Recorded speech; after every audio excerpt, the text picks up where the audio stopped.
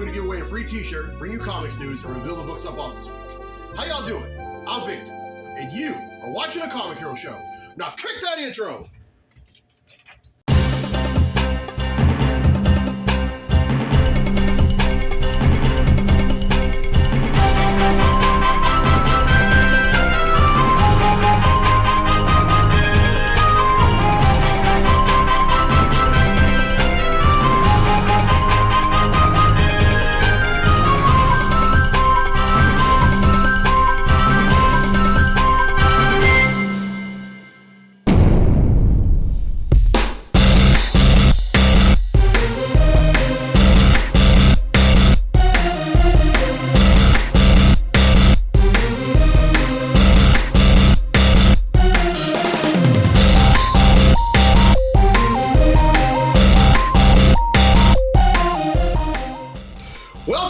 Edition of the Comic Hero Show. I'm your host, Victor Nunley, and I am the Comic Hero.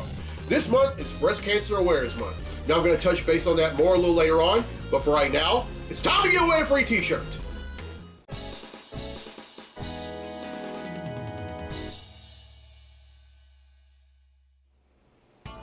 Alright, on the 10th anniversary episode, I asked, which DC superhero is nicknamed the Big Red Cheese? Well, the correct answer is the Captain. Now, if you would have said either Shazam or Captain Marvel, I also accepted your answer, but in the comics, as of now, he is known as the Captain. Well, 10 people have answered correctly, and because they've answered correctly, their name's been entered in a drawing for a free tee, and that drawing takes place right now. So the winner of the free tee for this week's episode of the show is Jane Waller from Homer, Louisiana. So congratulations, Jane. You get yourself a free Comic Hero tee. Alright, here's the question for the next episode. Oh, by the way, I'm doing 2 episodes this week. And this is a Spider-Gwen question. It's a hard question, but the hint's going to make it super easy. It's only one hint. Alright, which musical instrument does the Gwen Stacy of Earth 65, or other words, the Spider-Gwen, play in the band The Mary Janes? Which musical instrument? Alright, hard question, but here's the hint. It's only going to be one hint.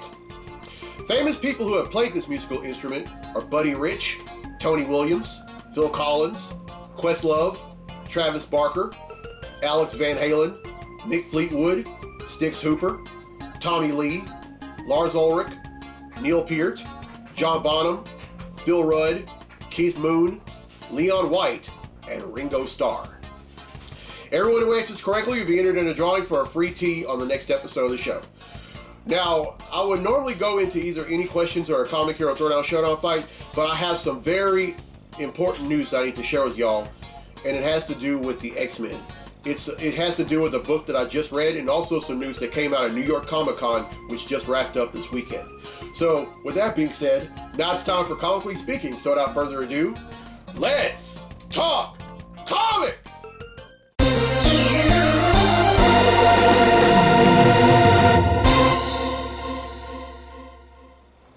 Alright, I just got done reading X-Men Hellfire Gala 2023 last week. And as a matter of fact, I had just gotten finished reading it right after I did the 10th anniversary episode. And I must say, that was one of the most devastating things and heartbreaking things I'd ever read in comics. I mean, it was just that horrible. Now, those of y'all who are friends with me on Facebook, y'all probably saw a post that I made saying that I was more than halfway done with it, and I was scared to death of reading it because with every page that I wanted to read, I felt more and more like getting drunk. Oh, by the way, I don't drink, but that's just how bad it was. It starts out good. It starts out with Ms. Marvel, aka Kamala Khan, being resurrected. But here's the thing. We find out that she's only half inhuman. She's part inhuman, part mutant. And she joins up, and she's at the Hellfire Gala, as well as some other superheroes and some dignitaries throughout the Marvel Universe, and also some folks who have taken some of the pharmaceutical products that were manufactured and planted on the island. But then, just when things are going well, Orchis shows up. And Orchis is now the head of Orchis is Dr. Stasis, who happens to be a clone of Nathaniel Essex. Now, if that name sounds familiar, Mr. Sinister. Mr. Sinister. Now, Essex was a scientist from the late 19th century who hated mutants so much that he decided to do an experiment on himself and become one himself. And then he knew he wasn't going to live very long, so he ended up creating clones of himself. And some are Mr. Sinister, and then there's another one that's Dr. Stasis. Now, Dr. Stasis is the head of Orchis, and also showing up is Moira McTaggart, who now goes by Moira X. Now, Moira, we find out early on, is a mutant whose mutant power is resurrection. In other words, if she dies, she comes back from the dead. And then if that wasn't enough, Nimrod, who is an amped up Sentinel, shows up, and their first order of business, as soon as they get there, they end up. We find out that all pharmaceutical products that were planted on Krakoa were laced with their version of fentanyl. And then all of a sudden, all the people that take their products end up dying. And then they end up taking out the 5, and then all the Omega level mutants, and 2 of them that they took out were Jean Grey and Iceman. And then meanwhile, back in New York in Central Park, the X-Men's headquarters, called the Treehouse, goes up in flames, and Cyclops is being beaten within an inch of his life.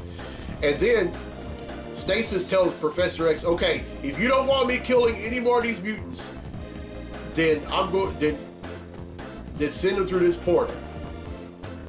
And they end up, and for some reason he believes that portal is going to lead to a safe place. We find out that it actually leads to Orchis headquarters in New York, and they all end up being, and every mutant that goes through those portals end up being in prison. But Professor X believes them to be dead. And I mean, it's just one heartbreaking thing after another. And if that wasn't enough, Nimrod ends up taking out the Juggernaut, going almost untouched. You heard me. Nimrod beats up Juggernaut. And it's a lot of things. And now the only person that's on Krakoa is Professor X. And then some of them, there were some mutants that ended up going underground in New York. And some of them were Shadowcat, Emma Frost, Talon, and Sync, just to name a few. Oh, and also Ms. Marvel does as well. And I mean, it was just horrible. I'm thinking, man, what good can come out of this? But then, and this brings me to something that some news that just came out of New York Comic Con this past weekend. There is there's a new series coming to Marvel, or a new event in January called The Rise of X, or The Rise of the Powers of, The Rise of the House of X, and The Rise of the Powers of X. Now, the Rise of the House of X is going to be written by Jerry Duggan with art by Lucas Wernick, who has done almost no wrong on the Immortal X-Men series. And then the Powers of X is going to be written by Kieran Gillen with art by R.B. Silva, who I love the heck out of his artwork. He is such an awesome artist.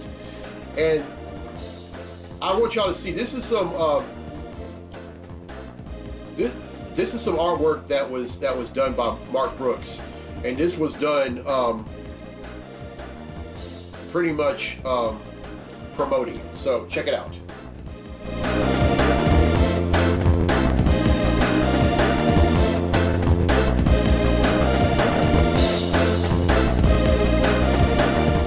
Now, if y'all notice one thing that y'all see in that is you see just about all of them that's going to be involved. You see Professor X, you see Cyclops, you see Jean Grey, Wolverine, Rogue, Gambit. But I tell you, I was very I kind of raised an eyebrow when I happened to see other characters like Omega Red and then even Firestar. Now the reason I say that is because before Jean Grey died from her injuries in X-Men Hellfire Gala 2023, she tasked Firestar with going undercover with Orchis. Now at this point, everyone thinks that Firestar turned heel, but what they don't know is that Jean Grey's last things that she asked her to do is, I want you to go undercover, and I want you to do away with Orchis from the inside. So it's only going to be a matter of time before Orchis falls, and really looking forward to that. So, and then we also see not only the old man Cable, we also see the young Cable. And then I was excited to see one of my all-time favorite mutants in the shot. I'm talking about Cannonball. Cannonball is, of course, he was one of the original members of the New Mutants back from 40 years ago. And then, I don't know if y'all noticed, but in the background, it's the Xavier Institute of Higher Learning. And then y'all probably noticed there were pieces of Krakoa that were around. Now, here's the thing that a lot of folks don't know, but Krakoa is more than an island. It's a living mutant island. And before the island was established, Krakoa was pretty much a tree outside the Institute. So, yeah, but really looking forward to that. I think this is going to be great. But what I'm really looking forward to before that is this one shot called The Original X-Men, which I just covered not that long ago. And they said it's going to change the Marvel universe for Marvel. It's going to shake up the Marvel universe, so I want to read that first. But yeah, now there's some more news coming out of New York Comic Con. I'll get to that later on, but I just wanted to share that with y'all. And I know what I was talking about was very lengthy, so that's why I didn't do any question segment. But I will do an any question segment on the next episode. Bank on it. All right, that's it for Comically Speaking. Now let's get to the comics I bought this week. Comic books I bought this week.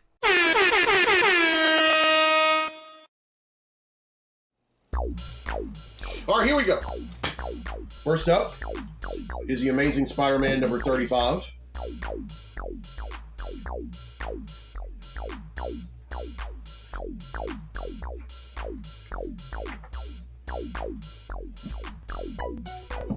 Astonishing Iceman number 1.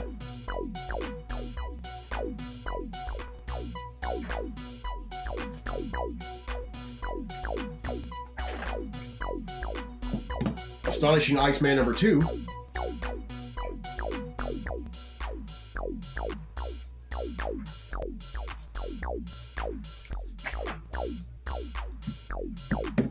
Avengers number 6.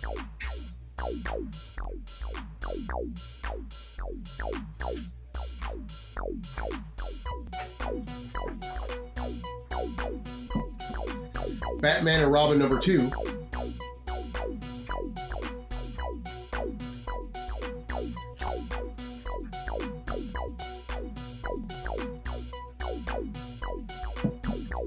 Green Lantern number 4.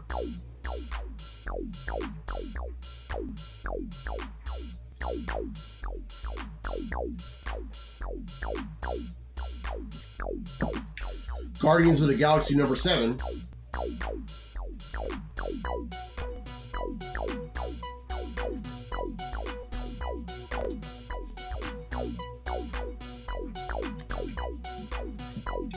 Jean Grey number 1.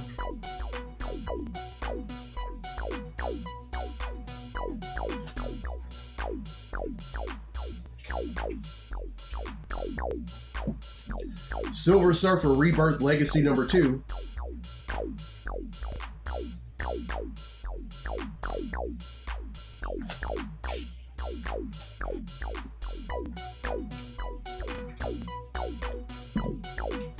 Spider-Man Legacy number 5.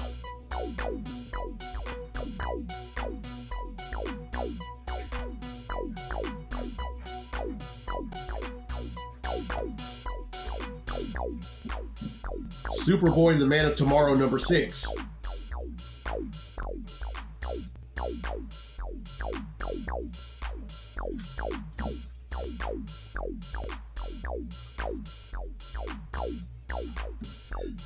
The Superior Spider-Man Returns.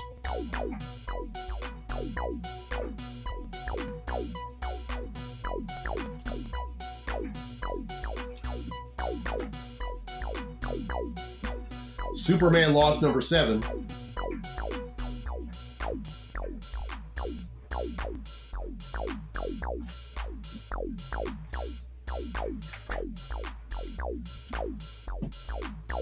Venom number 26.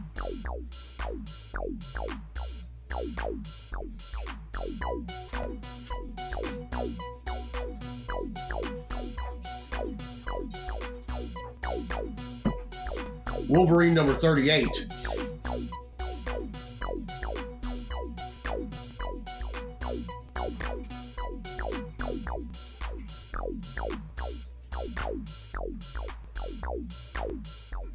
World's Finest Teen Titans number 4.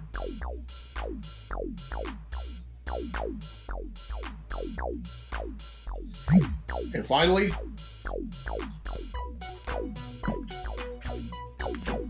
X-Men Red number 16.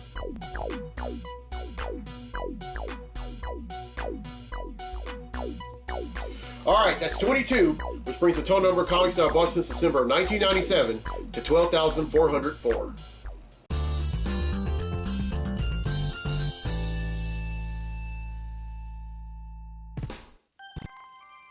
All right, well, I hope y'all enjoyed this episode. And here's a question again for a free tee for the next episode of the show. Which musical instrument does Gwen Stacy play in the band The Mary Janes? Now, here are the hints again. Well, rather, only one hint. Famous people that have played or currently play this musical instrument are Buddy Rich, Tony Williams, Bill Collins, Questlove, Travis Barker, Alex Van Halen, Mick Fleetwood, Styx Hooper, Tommy Lee, Lars Ulrich, Neil Peart, John Bonham, Bill Rudd, Keith Moon, Leon White, and Ringo Starr. Everyone who answers correctly will be entered in a drawing for a free tee on the next episode of the show. And congratulations to Jane Waller from Homer, Louisiana, won a free tee on this episode. Okay, this month is Breast Cancer Awareness Month. Now, breast cancer is cancer that forms in the cells of the breast. After skin cancer, breast cancer is the most common cancer diagnosed in women in the U.S. Breast cancer can occur in both men and women, but it's far more common in women. And signs and symptoms of breast cancer may include a breast lump or thickening that feels different from the surrounding tissue, change in the size, shape, or appearance of a breast, changes to the skin over the breast such as dimpling, a newly inverted nipple, peeling, scaling, crusting, or flaking of the pigmented area of the skin surrounding the nipple or the areola or breast skin, and redness or pitting of the skin over your breast, over a woman's breast, also men too, like the skin of an orange. Now, I know that may sound a little gross, or the signs and symptoms, but we need to be very mindful about a lot of stuff. You know, there's this old saying called a little knowledge is a dangerous thing. I think that's just total garbage. A little knowledge can be very helpful. And now I said that men can be diagnosed with breast cancer. One example is one of the greatest game show announcers ever. And he was also, and before that, he was an announcer on a TV show that lasted, I think 5 or 6 years called Soap. And I'm talking about Rod Roddy. He died from breast cancer 20 years ago. So men, if you think that you can't be diagnosed with breast cancer, you're wrong. And I say this all the time whenever I raise awareness of a cause. But if there's something not right with you, get checked out. It's your life and you deserve to live it. Now I currently know some people who are currently fighting breast cancer. I know they're watching, and I love y'all.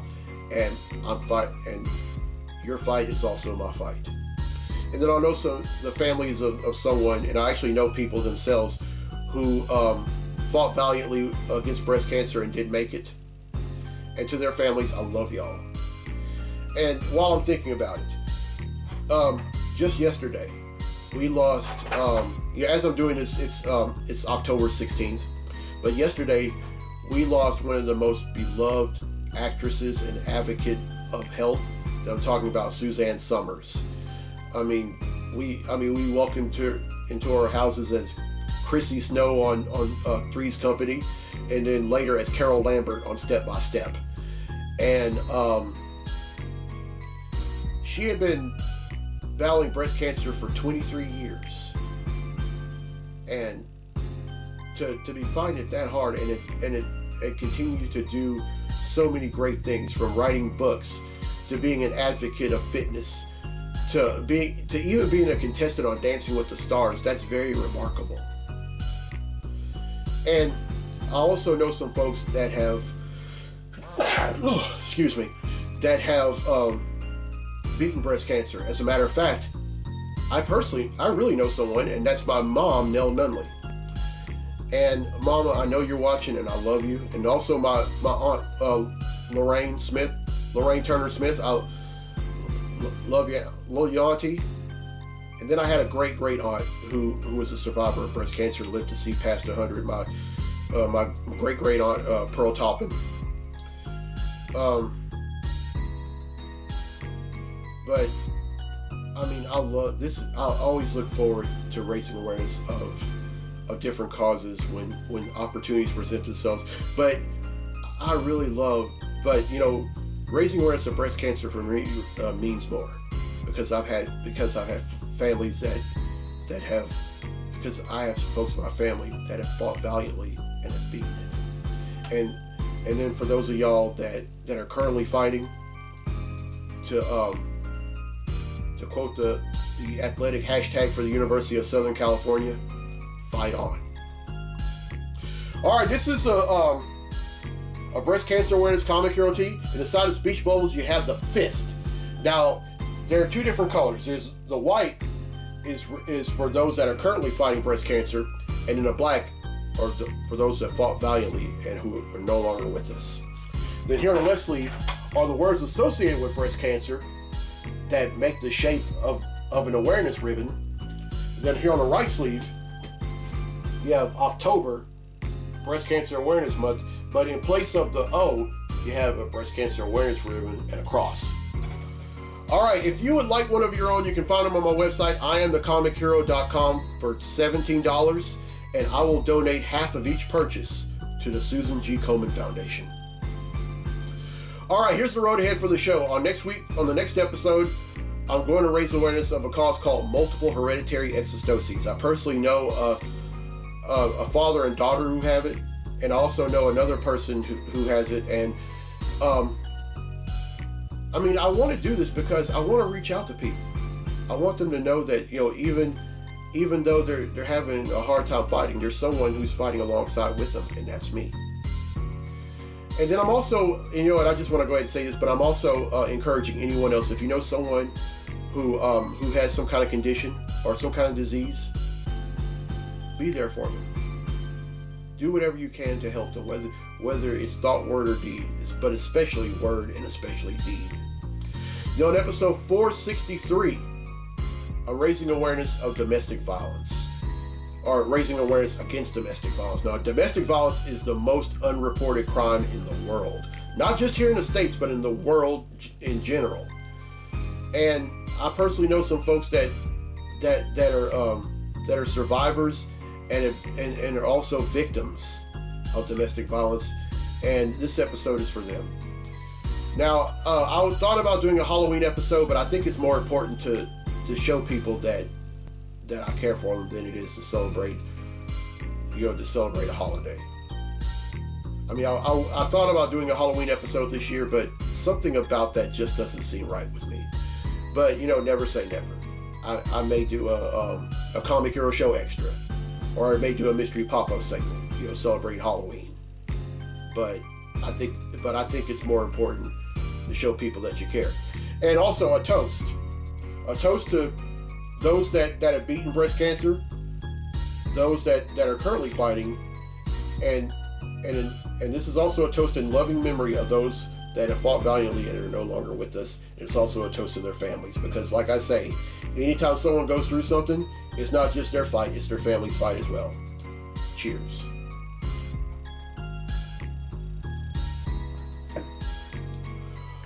All right, if you're watching this for the first time on YouTube, welcome. And as soon as you're done, hit subscribe. And if you're watching this on the Comic Book Lovers Facebook page, welcome. And as soon as you're done, go on YouTube and hit subscribe.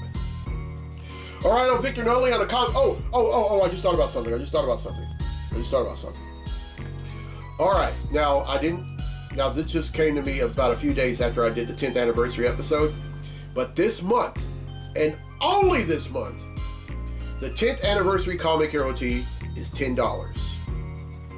Now, so if you want to go ahead and buy one, go on the shop section, look for it, and buy it. But because when November 1st gets here, I'm bumping the price up to $25. And I'm doing this mainly because, it's 10 years. And I just want to show some gratitude to everyone that watches the show. So this is my way of showing some gratitude. But y'all may want to hurry because y'all just over 2 weeks before the price goes to $25. All right, I'm Victor Nunley on the Comic Hero. I'll see you next time for episode 462. So until then, be safe, be blessed, be a hero.